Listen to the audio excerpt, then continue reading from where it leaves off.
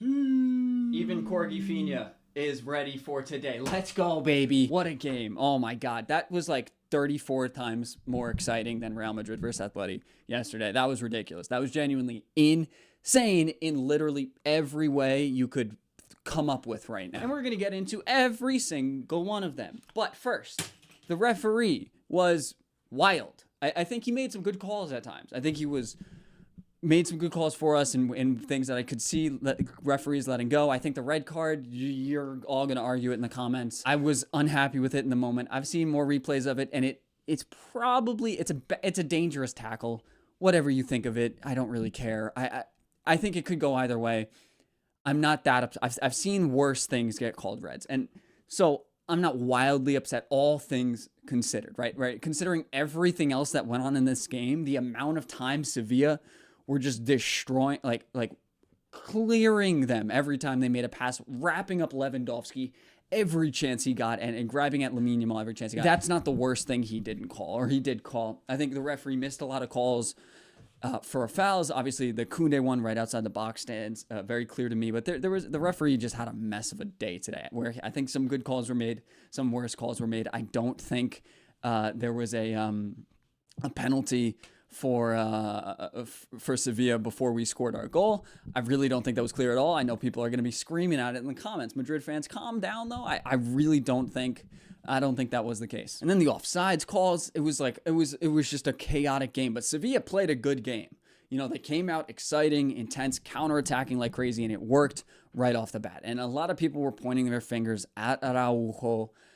And look, guys, I'm game to be critical of players when they make clear mistakes or they're not in the right position. Araujo was probably a foot and a half away, or for, non-Americans and normal people, 12 centimeters, I don't know what a foot is, away from the rest of his line. And he was barely keeping the guy on. It's not a terrible positional mistake. It's just a good job by Sevilla, right? I'm not holding that against that Araujo there. I will other times, not that one. I just think that's unrealistic, right? The Fermin red card, I think it's a red card, but the team changed the game completely. And we'll get into my ratings of Hansi because, God, the team was in changing their way of play to address their problems. But we'll kind of flow through that as I do the ratings and everything. Starting off, Chesney, my Polish goat, homie, I'm just going to give him a 10 out of 10. I think he was incredible today. I think he made a couple of incredible saves. Luka Bacchio almost scored an insane scissor bicycle kick, whatever you want. It was ridiculous. But Chesney had himself a day in a difficult match and looked incredibly comfortable when Barca shifted to that more of a mid-block setup. He looked much more comfortable. And so he looked every piece as elite as I've expected him to be all season, and justified his job today over Peña in pretty much every way. Then we're going to go to Koundé, who I think was actually decent going forward and connecting with everybody. And defensively, he was getting burnt like crazy by, I think his name was Vargas. I think he had a really good start to the game. Really good first half. Was burning Koundé and everybody on the right side there pretty well. So that was cleaned up pretty quickly in the second half. I think he was better defensively. I'm going to still give him a 6.5, a 7, because that did lead to some of the counters and everything. And maybe you could ask some questions, probably not positionally, but just to cover back or recover a little bit better. Wasn't his best defensive start to the game. I think they worked incredibly well as a unit together, the whole back line in that second half, to help ensure this win, and it ended up 4-1. It didn't feel like a 4-1 victory until the very few minutes, though, because that was a stressful ass game. Then is Araujo, who went off, I think, in like the 25th minute, very early. He looks to have some sort of ankle injury, according to Fabrizio Romano. He's going to be out for, I think, 3 weeks, allegedly, but Barcelona doesn't play for the next week, so 2 weeks of missed football, realistically, and so it's not the worst time to be out. Not good, though, for a guy just coming back from injury and not necessarily clicking perfectly. You don't want him to go out already, but Inigo and Kubarsi looked pretty solid today, especially in the second half. The whole back line looked incredible, like 10 out of 10s. I think they did a great job when Eric Garcia came in. Defensively, they looked so much better. It's also probably just because of the shape. It's easier to defend in a mid-block than it is to defend a high line. But they looked good nonetheless, and I like to see that they are malleable in playing that way. But Inigo Martinez, I thought he was pretty good. I think he was better than Araujo, I'm not going to hold him accountable for that mistake, or that, when we got exposed for the first goal, I think he was pretty defensively okay, but didn't have that much of a run out to show. I'm going to give him a 6.5 because of it. But Inigo, I think because he helped the team improve so much in that second half due to whatever change Hansi made, I think a 7.5 is probably fair and probably where I'm at. And then I'm actually going to do Kubarsi as well because he came in so early. I think Kubarsi was fine in the first half. I think there were some passes that were weird. There were some clearances that weren't great. And wasn't just positionally as good as I would expect from him, considering, he did get thrown into the lineup and everything and wasn't ready to play today. But I don't think he was perfect, but he was much better in the second half. Very clean. He ended up getting the assist to Rafinha's ridiculous goal. And so I'll give him a 7.5 too for that. I think that's pretty fair for how good he was on the ball and the improvements the team made as well. And then Balde. I think Balde was almost really good, but he continued this pretty solid run of form. I think a 7.5 is good. He's pretty decent going forward. He played as a left wing for a minute, absolutely burnt one of the guys at one point, but I don't really remember what he did. But he's getting a lot better. He's looking more confident, and I'm getting much happier with him every single game we see him play, more or less. And then move into the middle. We're gonna start with my boy Pedri. Is so much better than everybody else who has ever played this. He's so good at this game. I don't understand how good he is. He's making recovery tackles defensively, winning the ball back in dangerous positions, chipping the back line every second he gets, finding every possible pass out of pressure. He is so good at this game while constantly getting assaulted by the other team. He's so good at this game. 10 out of 10. He's my man of the match alongside Chesney. I can't pick out because without either one of them, we lose this game. He was so good. He was so good. I have no words. My brain can't comprehend it. He looks like Iniesta and Xavi at the same time sometimes. He's so good at this game. And then Frankie looked okay.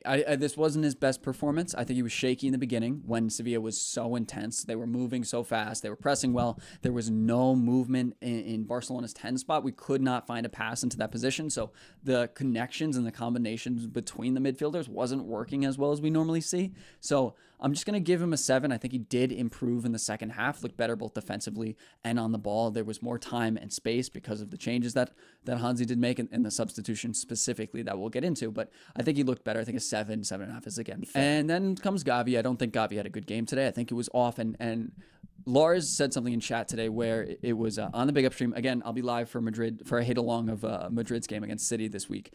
Links in the description to sign up, so make sure you do. But he was saying that Gavi has been in a weird spot in the past couple games, and especially today, where it feels like he's on a different wavelength or isn't necessarily clicking with everybody in the same way. Now, I think it was a lot of the way Sevilla set up, trying to clog our number 10 spot, so those combinations in the middle or that far up the pitch in the middle weren't really happening. Lewandowski wasn't able to pop passes off very easily. Rafinha had to come so deep to affect the play in the middle. It was just very difficult for them to operate, and Gavi couldn't really do much today. He was pressing. We saw that intensity. I don't think it was impactful intensity, so I'm going to give him a 6 for that reason. But up top, man, again, these guys struggled, but thrived at the same time. I think Lamine was getting double teamed like crazy, was incredibly frustrated for the entire first half, and you could see it very clearly. He also had several chances and put really good strikes on the ball a lot of times, but the keeper made a good save. And Sevilla made it incredibly difficult for him to do anything. And then the second half came, he found a little bit more space because of Hansi Flick's changes, and that helped him play a little bit better. I think in a game where it was very difficult, he was getting taken down, grabbed a lot, I think he was able to turn it around very well in a very sustainable way. I think an 8, 7.5 is probably where I'd rate him at today. And then we got Lewandowski, who I think was, again, he struggled a lot to kind of affect play, especially in possession, where he's getting wrapped up a lot. They're clogging that middle area, so it's hard to make a final pass. That was really not clicking between any of them in the first half. Even the balls in behind by Pedri were just maybe not paced perfectly, or they weren't on the right wavelength because it was so difficult. Sevilla were playing a very good game. But I think Lewandowski, obviously that finish in the beginning was good, and I think he was okay enough. I think a 7.5 is also fair. You could probably give an 8 for that first goal, which was big, but then we conceded right off kickoff. It was crazy. But I digress. I think Rafinha was fantastic as well. I think he struggled. I think he had a mid first half. I think he had a mid game for a while, where those runs weren't happening. He had to come so deep to even get on the ball. It was hard for him. And then he scores from 25 yards out for absolutely no reason after putting a couple good strikes on a ball from similar positions earlier in the game. And God, man, he was intense. He was making good runs in behind in the second half. The whole team was better, but it was better. And so I'm going to give Raf like an 8.5, a 9 for how he turned this game around, especially. The change was bringing in Fermin for Gavi because he can make those runs at the number 10 spot a little bit better than Gavi did, and we saw that immediately. Right, he made a fantastic run right next to Lewandowski, and a fantastic ball by Pedri first and foremost, but finished it off wonderfully. Such a great header, and he was playing so well, affecting play so well.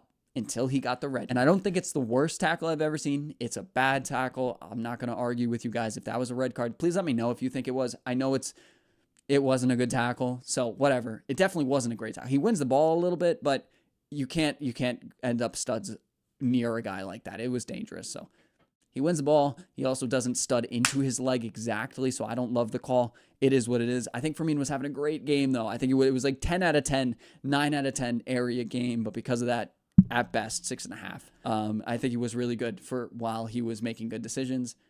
That one decision, though, really skews it, and it made it difficult, but it also might have made the game even better, right? Because now we're getting into the subs and everything because the team sat back once we got the red card into a position that was much more comfortable, that mid-block where we had more possession than we had the entire rest of the game. It felt like where we could control the game in a way. We didn't control the game at all for the rest of it. And then Fermin goes out. We're playing with 10 men. We're a man down, and we played with more control, in my opinion. Crazy. Absolutely crazy. Great work from the guys. Great work from the substitutes, right? I think Eric Garcia was incredible. Great header by him, too. Really well done. I'm just very, very impressed with Eric Garcia today. Was defensively very solid, won the ball back, and put in a couple really good tackles. Yeah. Hell yeah. Let's go, bro. Let's go. Danny Olmo, too, was almost insane. He was good, though. It was just like that final pass where we were breaking away, even though we were down a man a couple times, where the final pass to either Lamine or Rafinha just wasn't on exactly. He was still really good. I think he put in enough work defensively and helped us break out of pressure in ways that we weren't seeing earlier. Really well done from him. I think probably an 8 for Eric, maybe a 9 for Eric. I'm going to give him a 9. I don't think he put a foot wrong. And then for Eric, and then Danny Olmo probably a 7.5 too for what he added to the team. And then who else did we sub on? We brought on Gerard Martin, who I thought was good. Yeah, I don't think he did anything wrong while he was on there. 6.5, 7, 6. Yeah, he did his job, right? Didn't make a mistake. I'm more impressed with him. And then Balde shifted up to left wing. Rafinha was playing striker at one point. I love seeing these tactical changes. I'm going to give Hansi Flick maybe a 9 out of 10 because he didn't solve the problems in the first half immediately. But the way he is able to adapt this team is something I feel like we didn't see a ton of under Xavi.